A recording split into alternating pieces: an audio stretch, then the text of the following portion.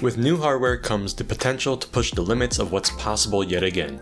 This time around, we are going to examine Nintendo Switch emulation using the rapidly evolving Skyline emulator for Android on the UNISOC T618 chipset, which is featured in the trifecta of handhelds, the Anbernic RG505, Retroid Pocket 3 Plus, and the Powkiddy X18S. With emulation, we can enjoy games that otherwise would not be playable on the Android platform. So join me, the Retro Tech Dad, as we explore the possibilities of Nintendo Switch emulation on these devices and expand the library of games available to us.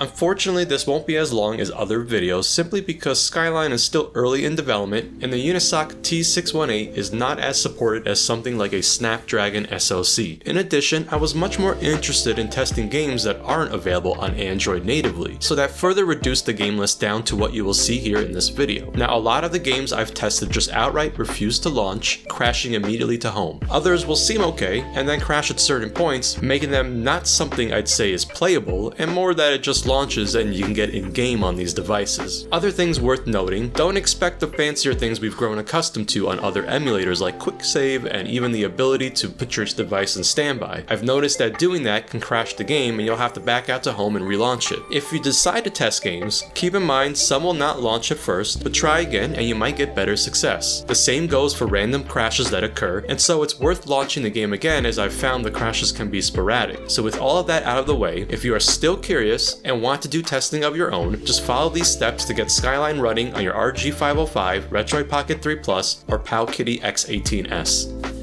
The build I am using in this video is Skyline Edge version 19, and this is exclusively available to Patreon backers. If you are interested in supporting the Skyline team, this is a fantastic way to do so, and in addition get access to exclusive builds before the general public. If you want to just try out Skyline, head over to their website. You can do all this from your device and head over to the download section and grab the APK file available on their site. If you have not already done so, make sure to allow Chrome to install unknown apps from this source. Once you have done that, click Install to get Skyline onto your device.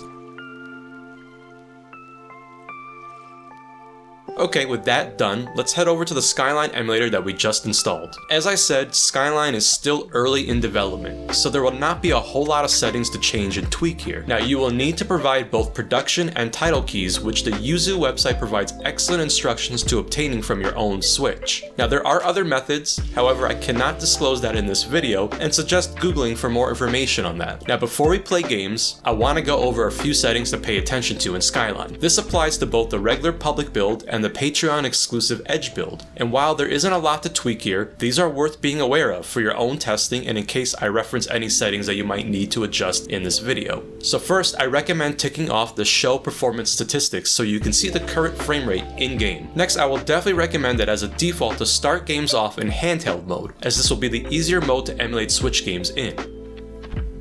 The next item worth looking at is the forced triple buffering, which will potentially boost your frame rate but at the cost of input lag. Now, depending on what kind of games you'll be playing, this is definitely worth the sacrifice as you will really want to get as many frames out of the games as possible. By default, I recommend starting with this setting on.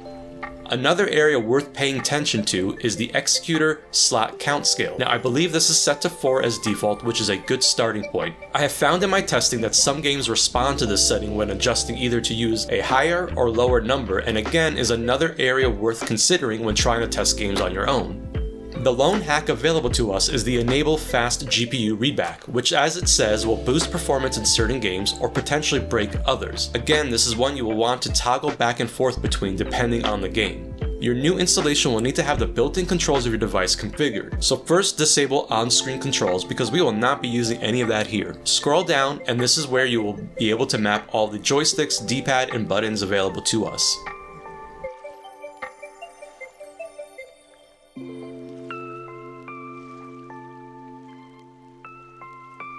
One last thing, in settings, make sure to set a search location for your Skyline files. I like to create a folder within downloads and label it something simple like Switch and throw all my games and keys into the same folder. This will allow Skyline to scan the folder and your games as you see here.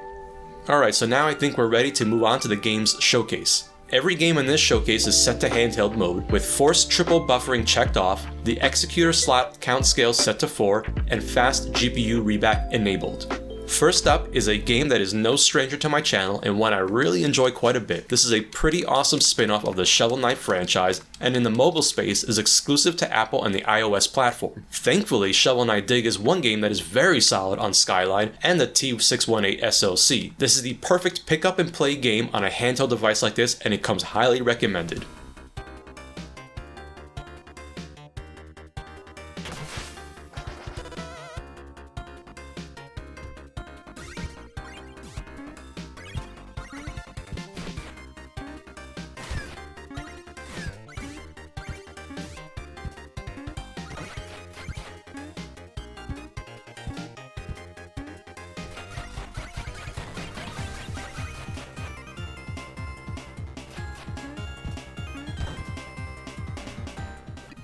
Alwa's Awakening is an awesome indie game that I actually first discovered over on the Evercade of all places. By the way, my Evercade EXP is on the way, so I'm excited to check out a device that's a little different than the usual featured on the channel. Anyways, Alwa's Awakening is a very faithful game to the 8-bit style, and despite its appearances is well worth a playthrough. The music is great here, I love the huge map to explore, which is very much in a Metroidvania style, and without Skyline we would have no ability to play it on these devices, so it's very much a welcome addition.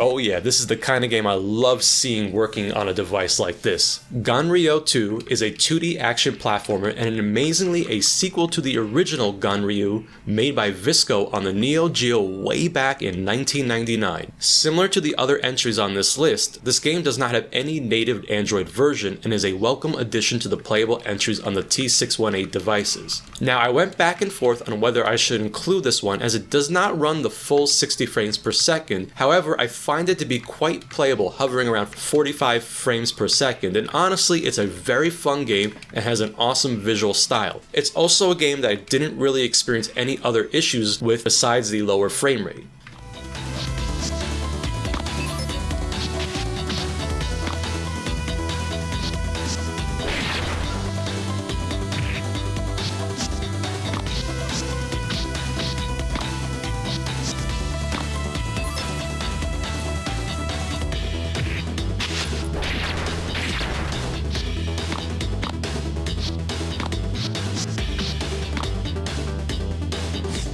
Now here comes another awesome game that is a JRPG, but not actually made in Japan at all, but instead in good old California. This one has a cool story, great visuals, a fun combat system reminiscent of Chrono Trigger, and the ability to recruit up to 11 playable characters. It's certainly worth the playthrough and your time on other platforms, and thanks to Skyline, this one is fairly stable on our T618 devices, having only given me a crash once during a playthrough. Overall, I'd rank this one high on the stability list of Skyline emulator games.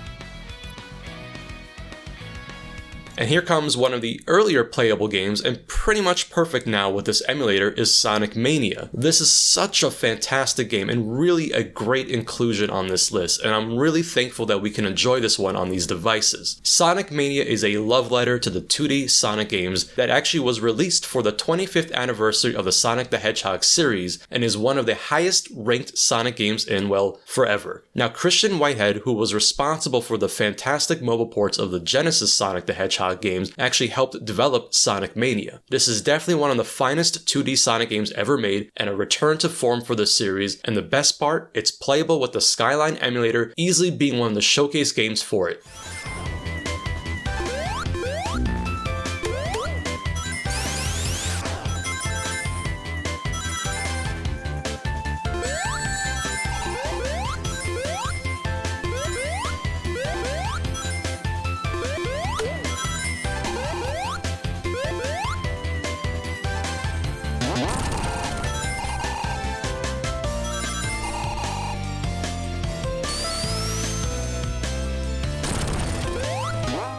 Finally, I decided to include a bonus game, and despite demonstrating this one in my in-depth video of the Retroid Pocket 3 Plus, I wanted to showcase it here for posterity. Celeste is another fantastic game that has not seen a mobile port, and thanks to the Skyline Emulator is very playable here on the T618 devices. Performance is nearly stable at 60 frames per second, and I did not experience any crashes in playthrough sessions on both my Retroid Pocket 3 Plus or Anbernic RG505. If you haven't tried Celeste, I highly recommend giving it a shot. It's both welcoming for newcomers looking for less of a challenge, and for those who want the ultimate challenge. There's so much to say about how fantastic this game is, from the story, which really is in a class of its own, to the fantastic music that will probably have you seeking out a copy of the soundtrack. This game comes highly recommended.